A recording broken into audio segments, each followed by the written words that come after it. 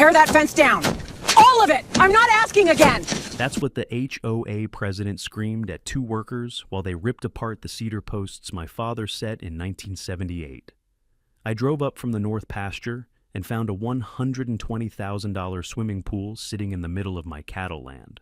Blue mosaic tile, stainless steel ladder, filtration system humming away like it belonged there. She'd torn out 200 feet of livestock fencing, poured a concrete pool on my grazing pasture, and thrown a grand opening party, all while I was 5 miles away checking on my herd.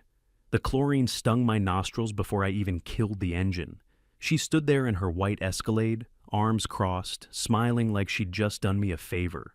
She had no idea I'm a licensed land surveyor. Every inch of that pasture is recorded in my name. I didn't call the sheriff. I called a plumber. Tell me, what would you do? I need to take you back a bit so you understand what she walked into. My name doesn't matter, but the land does. 640 acres of West Texas cattle country, halfway between Midland and the middle of nowhere. My grandfather bought it in 1968 with cash from 20 years of pipeline work. My father ran Herefords on it his whole life, and when he got sick, ALS, the kind that takes everything slow, I left my job as a licensed surveyor for the city of Odessa and came home to keep the place running. Dad passed in the spring of 2020, quietly. The way he did everything. He left me the herd, the house, and a tin box under his workbench with every original deed, survey plat, and boundary record going back to the day his father signed the papers. I kept that box like scripture. The house isn't much. 1 story, limestone foundation, tin roof that sings when the wind hits right, a horse barn with a leaning door, a hay shed that smells like dust and alfalfa no matter how many times you sweep it, and fences, miles of cedar post and barbed wire my father strung himself, most of it still holding after 40-some years. I ran 200 head of crossbred cattle on that land, alone, every morning, started at 4:30. Coffee in a tin cup, boots on the porch, truck idling in the dark. You learn to love the quiet out here, the creak of the gate hinge, the low hum of the windmill pulling water, the way the sky turns copper right before sunrise. Then Ridgeline Estates showed up. In 2019, a developer named Trent Kincaid bought the old Crawford Ranch next door and carved it into 87 half-acre lots. Cookie-cutter houses with stone facades, 3-car garages, and HOA fees that could feed a calf for a month. The kind of neighborhood where people move to the country and immediately start complaining about the smell of it. His wife was Shelby Kincaid, blonde, heavy-set. Never once saw her without a linen blazer, oversized sunglasses, and a clipboard. She drove a white Cadillac Escalade and parked it like she was docking a yacht. The IOA made her president on day 1, and 7 years later, she still acted like the title came with a badge and a gun. The first letter arrived 6 months after the last house sold. It was printed on Ridgeline Estates' HOA letterhead, which she designed herself, and it informed me that my cattle fencing was visually inconsistent with community standards and needed to be painted or replaced within 30 days. I read it twice, then folded it into my back pocket and went to check the south water tank. A week later, she showed up in person, parked the Escalade right at my gate, stepped out in white sneakers that had never touched dirt, and told me my fence looked like it belonged in a junkyard, her exact words. Standing on the gravel shoulder of a county road that's been there since before she was born, I leaned on the gatepost, the rust rough under my palm, and said the only thing that needed saying. "Ma'am, your HOA ends at that survey pin right there. My fence is on my land." She tilted her sunglasses down and looked at me like I'd spoken a foreign language. Then she smiled, the kind of smile that isn't a smile at all, and said, "Everything in sight of Ridgeline is my concern, Mr. Holt." That was the first time she said my name. It wouldn't be the last, but standing there in the morning heat, with the smell of mesquite and engine oil drifting off the road, I had no idea how far she was willing to go, and I had no idea that the survey pin she'd just dismissed was the same one her husband would try to move 6 months later. It started with 5 days away from the south pasture. I'd been moving cattle to the north section for summer grazing. 200 head don't relocate themselves, so I spent most of a week on horseback, mending fence, checking water troughs, and sleeping in the line cabin my grandfather built from railroad ties and corrugated steel. No cell service up there, no neighbors, just wind, cattle, and coyotes arguing after dark. On the fifth morning, my phone buzzed the second I hit the ridge where the signal picks up. It was Emmett Dawes, 67 years old, rancher 3 miles east, and the only man alive who still remembered helping my father pour the original corner posts. Emmett didn't call often. When he did, it mattered. "Garrison, you better come look at your south pasture, and I mean right now." I drove the 12 miles in under 15 minutes, dust boiling behind the truck the whole way. When I crested the last rise and looked down at the south field, I pulled onto the shoulder and just sat there. 200 feet of my livestock fencing was gone. Not fallen, not broken, gone. The cedar posts had been pulled out of the ground, the barbed wire rolled up and dragged off site. And sitting right there in the middle of my grazing pasture, where 40 head of cattle had been eating coastal Bermuda 3 weeks earlier, was a swimming pool. Not a kiddie pool, not a stock tank someone painted blue. A full-size, in-ground, competition-grade swimming pool, concrete shell, blue mosaic tile lining, stainless steel handrails, a 3-stage filtration system bolted to a concrete equipment pad, and a brand-new wrought iron fence around the whole thing, painted bright white, with a gate that had a keypad lock. The chlorine hit me before I even got out of the truck, that sharp chemical tang cutting straight through the smell of dry grass and cow manure. It was like walking into a resort lobby in the middle of a hay field. I stood at the edge of what used to be my fence line and stared. The pool deck was poured right over the root system of a mesquite tree my father had trimmed every spring for 30 years. They'd cut it down. The stump was still there, poking through the fresh concrete like a headstone. That's when Shelby Kincaid pulled up in the Escalade. She stepped out holding a clipboard and a Starbucks cup, her sunglasses pushed up on her forehead like a tiara. She walked toward me with the confidence of a woman who had never once been told she was wrong. "Surprise!"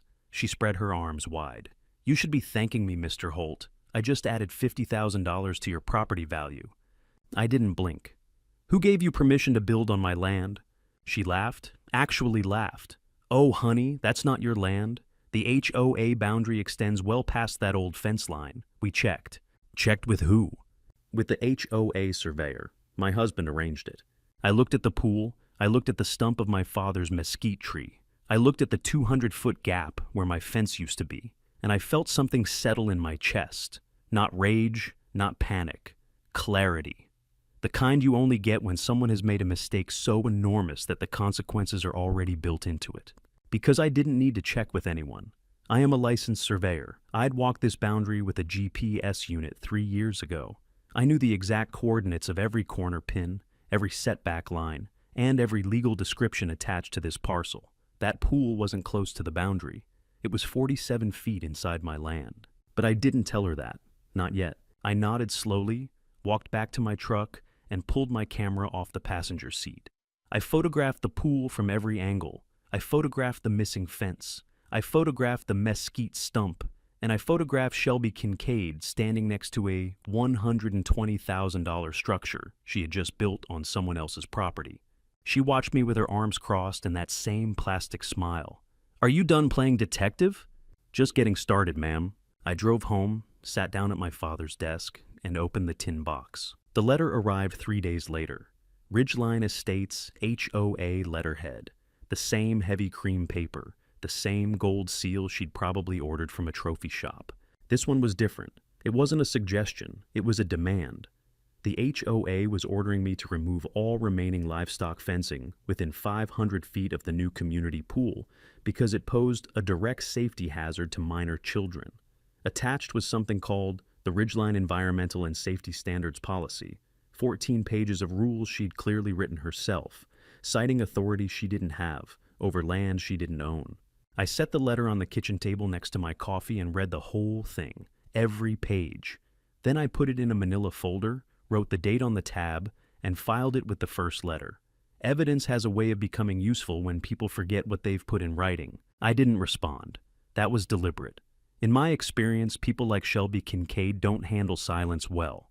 Silence makes them louder, and louder makes them careless. It took her 9 days. On a Tuesday morning, a White County truck rolled down my access road, and a code enforcement officer named Dale Winslow stepped out with a clipboard and a look on his face that said he'd rather be anywhere else. He told me he'd received a complaint about unsanitary livestock conditions near a public water feature, specifically animal waste within 100 feet of a community swimming pool.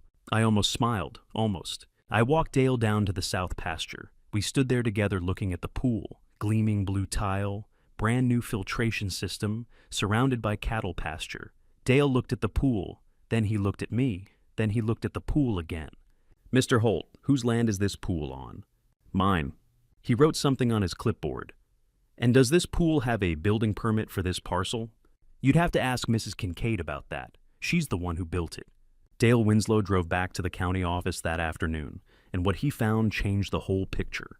The building permit for the pool, permit number 2024-BP-18447, listed the construction site as Lot 14, Block 3, Ridgeline Estates.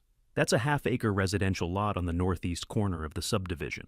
It is not my land. My land is an agricultural tract, a completely different parcel, different tax, ID, different zoning classification. The permit had been filed under the wrong property. Whether that was an accident or something worse, Dale couldn't say officially.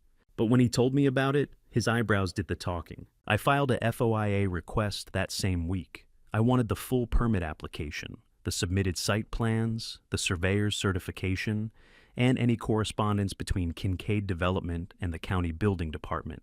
Every piece of paper Trent Kincaid had touched. Here's the thing most people don't realize about building permits. A permit doesn't just authorize construction. It certifies that the applicant has legal authority to build on that specific piece of land. If you submit a permit application for Parcel A, but build on Parcel B, that's not a clerical error. That's fraud. And in most jurisdictions, it voids the permit entirely. Everything built under a fraudulent permit is unauthorized construction, which means code enforcement doesn't fine you and wait. They issue a stop work order and refer the case for criminal review.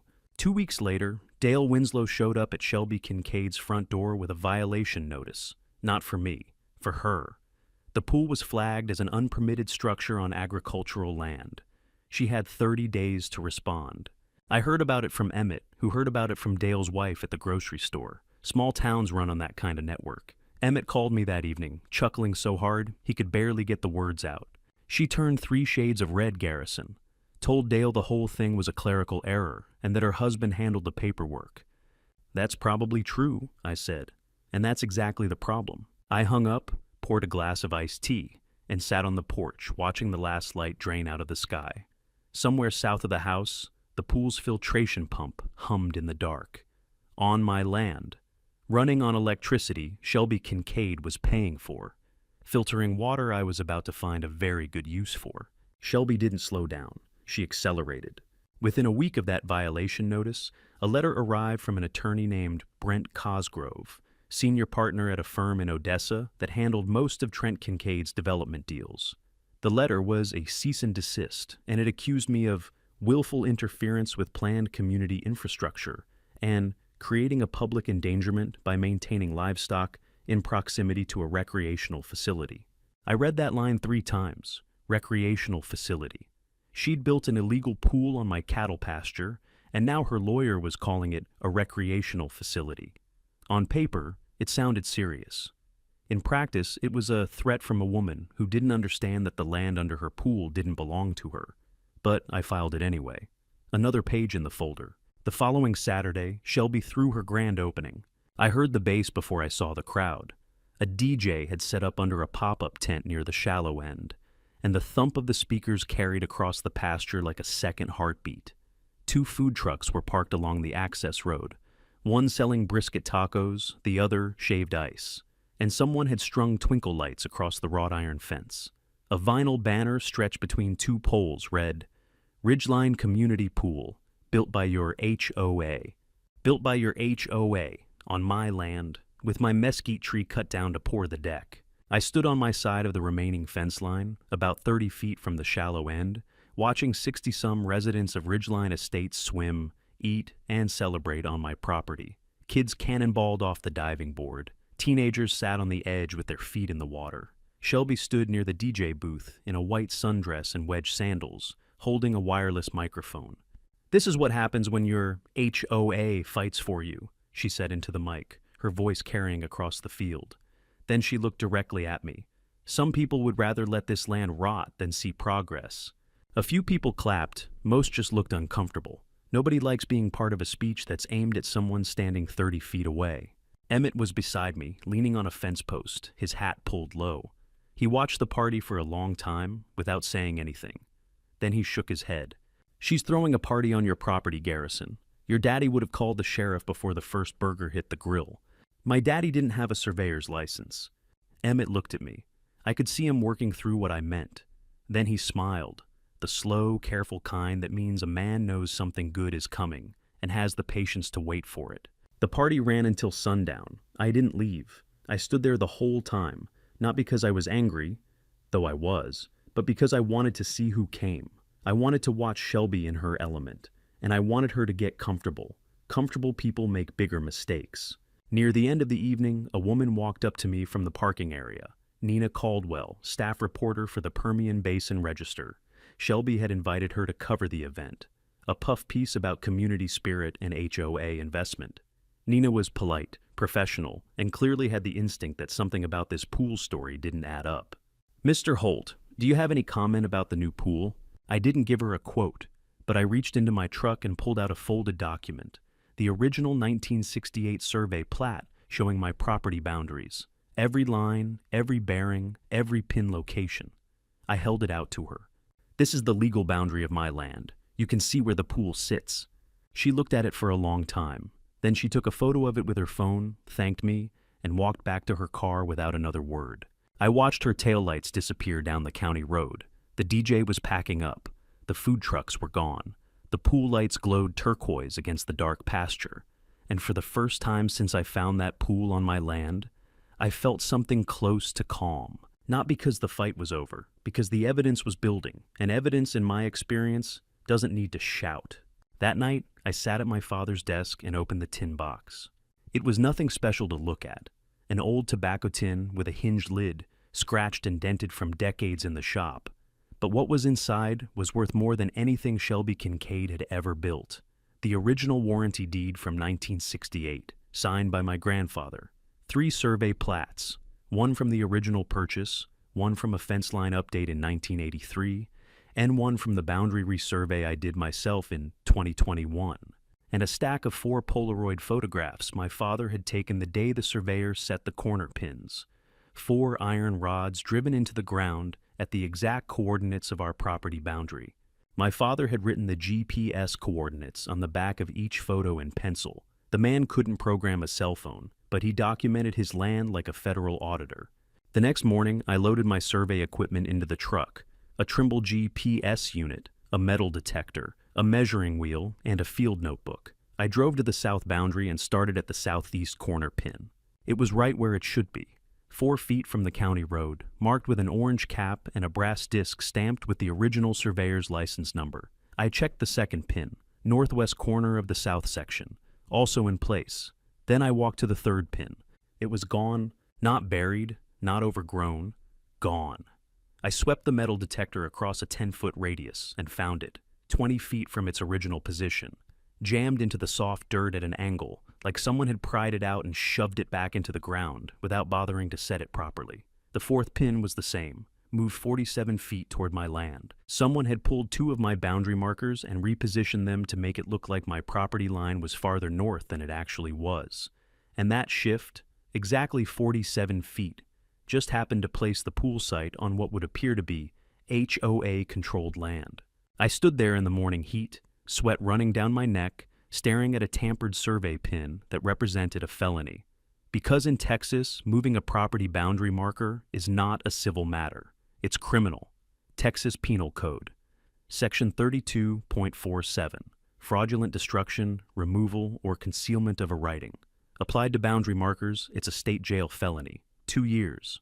I drove to the county clerk's office that afternoon and pulled the records. What I found made the hairs on my arms stand up.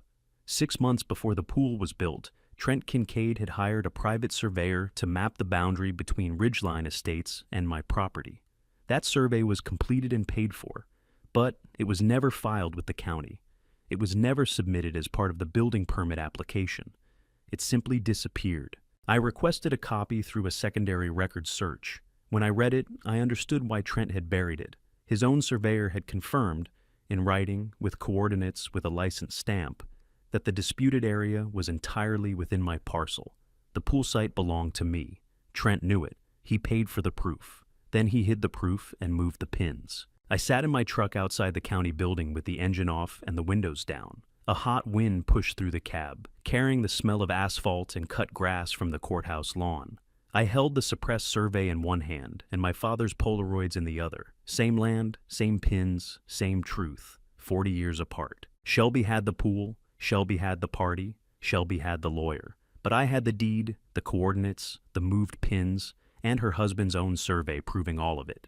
The power had shifted, and she had no idea. The next call I made was to Ray Salinas. Ray was a real estate attorney out of Midland, 44 years old, quiet, sharp, and known in 3 counties for winning land disputes that bigger firms wouldn't touch. He wasn't flashy. He didn't advertise. You found Ray by asking the county clerk who you'd hire if someone tried to steal your ranch. His name came up every time. I drove to his office on a Wednesday morning, set the tin box on his desk, and laid out everything. The deed, my survey plats, the moved pins, the fraudulent permit, the suppressed survey, and photographs of the pool sitting in my pasture. Ray looked through the stack without speaking. When he finished, he leaned back in his chair and rubbed his jaw. Garrison, this isn't a civil dispute. This is criminal fraud. Trent Kincaid moved your boundary markers, hid a survey he paid for, filed a building permit under a false parcel number, and built a $120,000 structure on your land. You've got him on at least 3 charges. I know. You also know that pool is now legally yours. I did know, but hearing it from a licensed attorney was different. Under Texas property law, any fixture, meaning any structure permanently attached to the land, belongs to the landowner, not the person who built it. A pool poured into the ground is about as permanent as it gets. Shelby Kincaid had spent $120,000 building me a water feature. Ray and I built the strategy in that same meeting. Step 1. File a certified boundary survey with the county, establishing the legal property line beyond dispute. Step 2. File a criminal complaint with the sheriff's office regarding the moved boundary markers. Felony under Texas Penal Code 32.47. Step 3. File a formal complaint with the county building department regarding the fraudulent permit. Built on Parcel A, permitted on Parcel B. But Step 4 was mine. I called a plumber named Hank Overstreet the next morning. Hank had done work on my stock tanks before. A solid guy who welded pipe like a surgeon and didn't ask unnecessary questions. I told him what I needed. A PVC line running from the pool's recirculation system to 4 livestock watering troughs positioned along the south fence line. I also needed a carbon filtration unit inline to strip the chlorine before the water reached the troughs. Safe for cattle, legal on agricultural land, entirely within my property. Hank looked at the pool, looked at the cattle pasture, and looked back at me. You want me to turn an HOA swimming pool into a stock watering system? That's exactly what I want. He grinned so wide I could count his fillings. We worked through the night, Hank and me, and 200 feet of 2-inch PVC, 4 brass gate valves, a carbon filter housing, and enough pipe cement to glue together a small refinery. The connections were tight. The flow was gravity-fed from the pool return line, and by 3 in the morning, the system was pressurized and holding. I opened the main valve at 5 a.m. Water moved through the PVC in a low, steady rush. I could hear it inside the pipe, that smooth hydraulic whisper you learn to recognize after years of working irrigation. It traveled down the gentle slope of the south pasture, branched at 2 T-fittings, and poured into 4 galvanized steel troughs I'd positioned along the fence line. By 6, the first cows had found the water, then the second group, then the rest. 200 head of crossbred cattle lined up at gleaming steel troughs, drinking cool filtered water pumped directly from a $120,000 mosaic tile swimming pool. I sat on the top rail of the fence with my coffee and watched the sun come up over the pasture. The pool's surface rippled in the morning breeze. The filtration pump hummed, the cattle drank, and somewhere inside a white Cadillac Escalade parked 2 miles east. Shelby Kincaid was about to have the worst morning of her life. Under Texas Water Code, a landowner has absolute right to use surface water and groundwater on agricultural land. for domestic and livestock purposes. That pool was on my land, the water was in my pool, and my cattle were thirsty. Shelby found out at 7:15 the next morning. I know the exact time because I heard the Escalade before I saw it. Tires screaming on gravel, engine revving like she was chasing a fugitive. She came down the access road so fast she fishtailed at the gate, threw the vehicle into park, and was out the door before the dust settled. What she saw must have been something.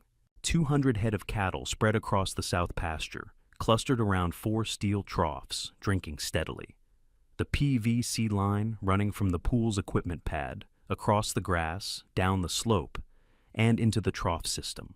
And the pool itself, water level down 8 inches from where it had been the day before, the mosaic tile rim exposed above the surface like a bathtub ring. I was sitting on the fence rail about 50 yards away, finishing my second cup of coffee. "What did you do?" She didn't yell it, she screamed it. The kind of scream that comes from somewhere deeper than anger, from the place where people keep the things they can't control. "Good morning, Shelby." "You're stealing our water. You hooked your cow pipes into our pool. I'm calling the police right now." That's probably a good idea. She called 911. I could hear her voice from across the pasture, high and tight, telling the dispatcher that a rancher was vandalizing community property and stealing water from a public recreation facility. She said criminal 4 times. Deputy Lane Pryor arrived 20 minutes later. He stepped out of his cruiser, looked at the cattle, looked at the pool, looked at the PVC pipe, and took off his hat to scratch the back of his head. I've seen that gesture from law enforcement before. It means the situation is not what the caller described. I walked over and met him at the fence. Shelby was already there, pointing at the pipe, the troughs, the cattle, and me, in that order. "Deputy, I want this man arrested. He vandalized our pool, and he's using our water to feed his animals." Pryor looked at me. "Mr. Holt, is this your property we're standing on?" "Yes, sir." I handed him a copy of my deed and the certified survey I'd filed with the county 2 days earlier. The pool, the pipe, the troughs, and the cattle are all on my land. You can confirm the parcel number with the county clerk. Pryor read the survey. He looked at the deed. He walked to the pool, checked the equipment pad, followed the PVC line with his eyes, and came back to where we were standing. Then he pulled out his radio and called the county clerk's office to verify the parcel records.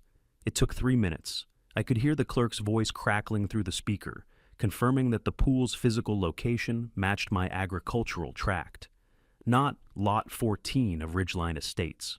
Pryor put the radio back on his belt and turned to Shelby. His face was professionally neutral, but his voice had the kind of careful flatness that cops use when they're trying not to say what they're actually thinking. "Ma'am, according to county records, this pool is situated on Mr. Holt's property. I can't cite him for using a structure on his own land." "That's impossible. My husband built that pool for the HOA. We spent $120,000.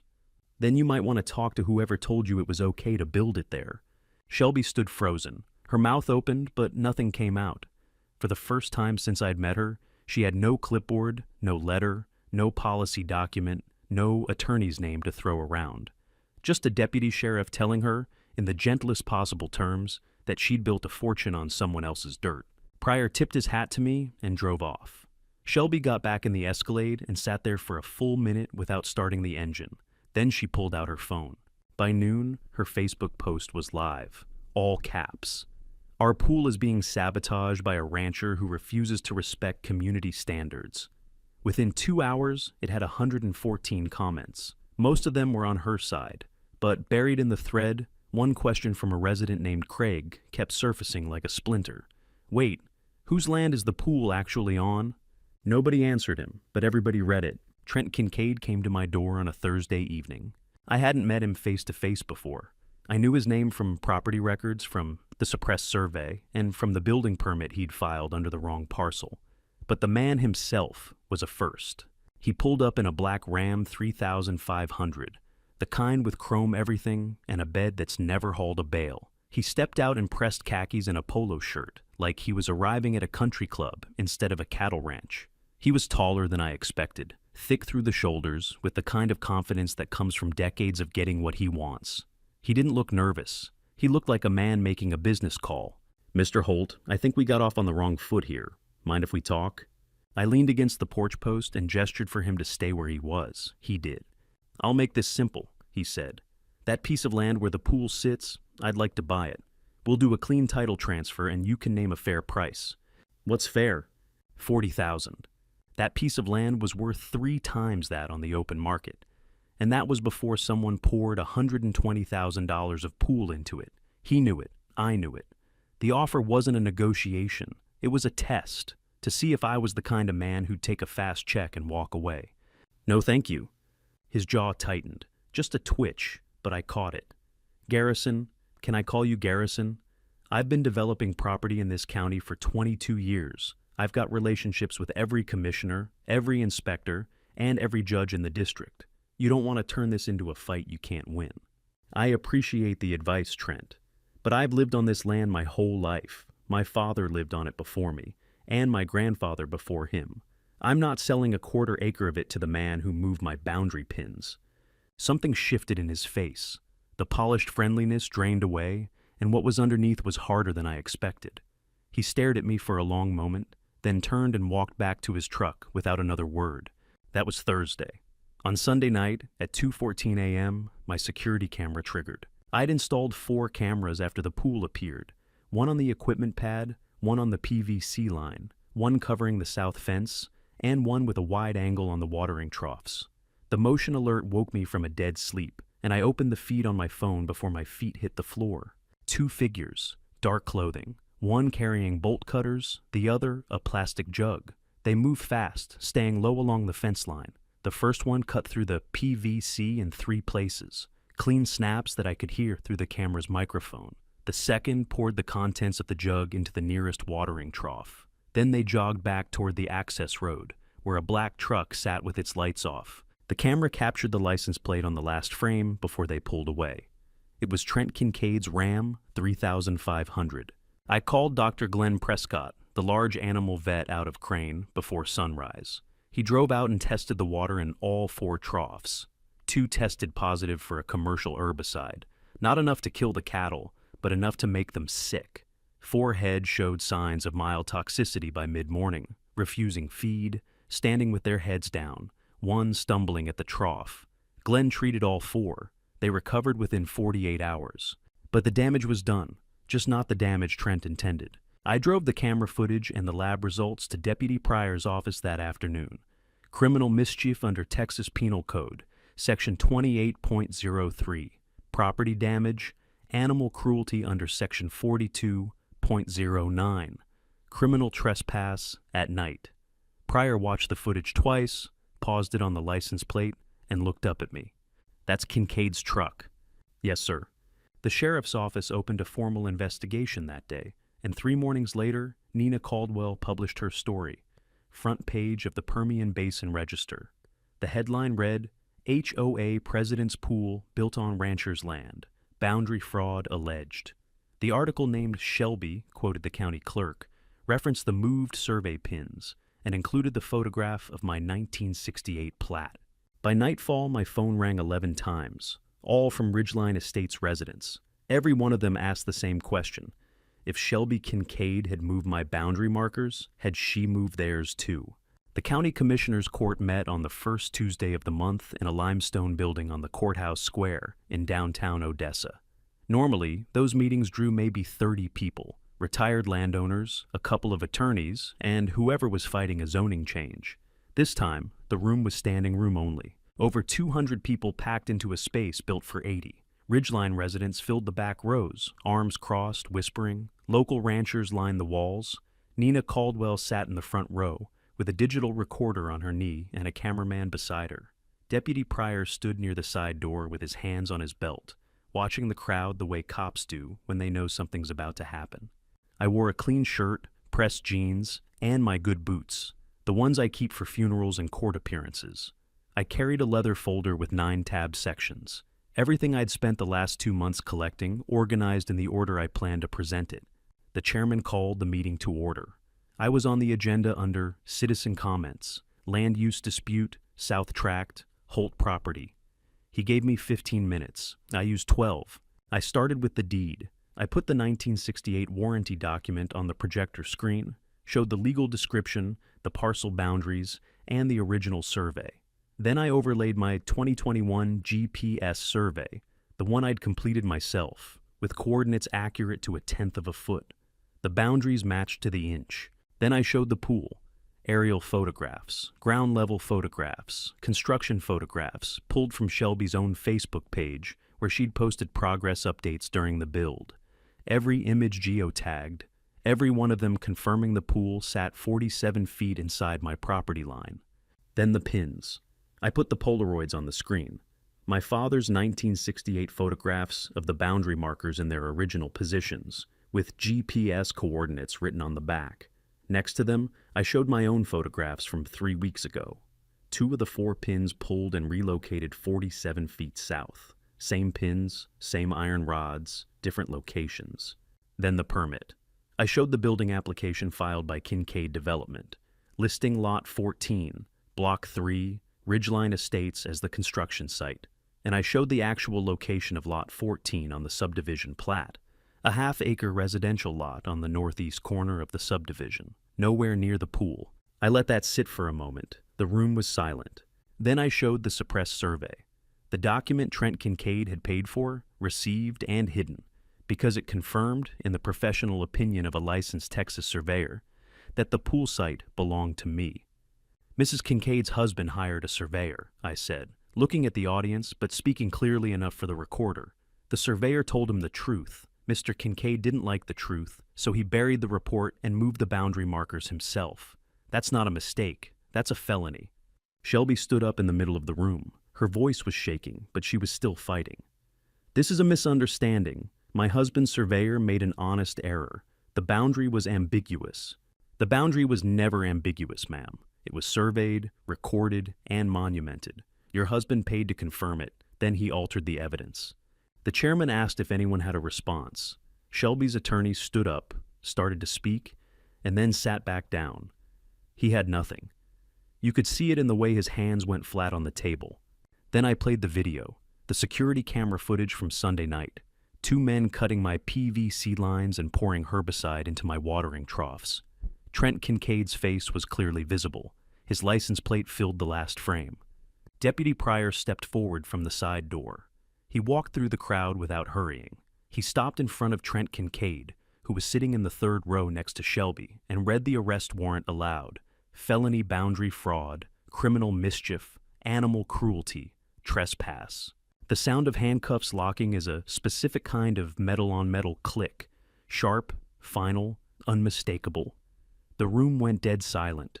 Then someone on the rancher side of the aisle started clapping, slowly. Then others joined, not a roar. Just a steady, firm applause from people who knew what it meant. Shelby collapsed into her chair, mascara running, clutching her clipboard like a life vest. The commissioners voted 4-1. The pool was to be removed within 90 days at the HOA's expense, or title to the structure would transfer permanently to me as the landowner. They asked me on the record which option I preferred. I leaned into the microphone. I'll keep it. My cattle seem to like it. The civil suit settled 4 months later. $185,000, covering fence replacement, cattle veterinary costs, lost grazing time, land damage, and legal fees. Shelby and Trent's insurance company wrote the check. Their premium went up by 400% the following quarter. Insurance companies don't like clients who commit felonies on other people's land. Trent Kincaid was indicted on 3 counts: felony boundary fraud, criminal mischief, animal cruelty. His trial was set for the spring. His attorney filed for a plea deal, but the DA wasn't in a generous mood. Not after Nina Caldwell's article made the front page of every regional paper between Midland and El Paso. Trent was looking at 2 to 10 years. He posted bail and moved to a rental in Lubbock. Shelby went with him. The HOA held an emergency election 2 weeks after the commissioners' meeting. Shelby Kincaid was removed as president by a vote of 79-4. The 4 who voted for her were her book club. The new board's first official act was to hire an independent surveyor to verify the boundary lines on every lot in Ridgeline Estates. 12 homeowners discovered discrepancies in their deeds. 12 families who might have spent years fighting a boundary they didn't know was wrong. As for the pool, it stayed right where it was. I didn't drain it. I didn't fill it in. I didn't even take down Shelby's wrought iron fence. I repainted the sign on the gate. It now reads, Holt Ranch, Livestock Watering Station. Hank Overstreet came back and upgraded the PVC system with UV-resistant pipe and a better carbon filter. The County Ag Extension Office actually called me to ask how the setup worked. Turns out, recycling treated water through carbon filtration for livestock use was efficient enough that 2 other ranchers in the county adopted similar systems for their stock tanks. Not from stolen pools, but the principle was the same. I used part of the settlement money to establish the Holt Agricultural Heritage Fund, a nonprofit providing free legal assistance to ranchers and small landowners facing encroachment from developers or HOA overreach. The first case the fund took on was a widow in Pecos County whose neighbor had moved a fence line onto her winter pasture. Same trick, different county, same result. Emmett Dawes stopped by on a Saturday afternoon about a month after everything settled. He leaned on the top rail of my fence and watched the cattle drink from the troughs. The pool glimmered in the background, turquoise tile catching the late sun. A mockingbird was going through its whole catalog on the fence post behind us. Your daddy would have loved this, Emmett said. He would have done it faster. Emmett laughed. A real laugh, the kind that shakes a man's shoulders. He pulled 2 bottles of Shinerbach from a paper bag and handed me one. We clinked the necks together and drank without saying anything else for a while. That evening, I sat on the porch and watched the sun drop behind the west pasture. The sky went copper, then violet, then that deep navy blue you only get in West Texas when the air is dry and the wind is still. I could hear the cattle settling for the night. Low sounds, comfortable sounds. The sounds of animals that have water and grass and nothing to be afraid of. I thought about my father, about the tin box, about the fact that he kept every piece of paper, every survey, every photograph. Not because he expected trouble, but because he understood that land is only yours if you can prove it. Shelby Kincaid never understood that. She thought power came from a title and a clipboard. She thought authority meant control. She thought a swimming pool could rewrite a property line.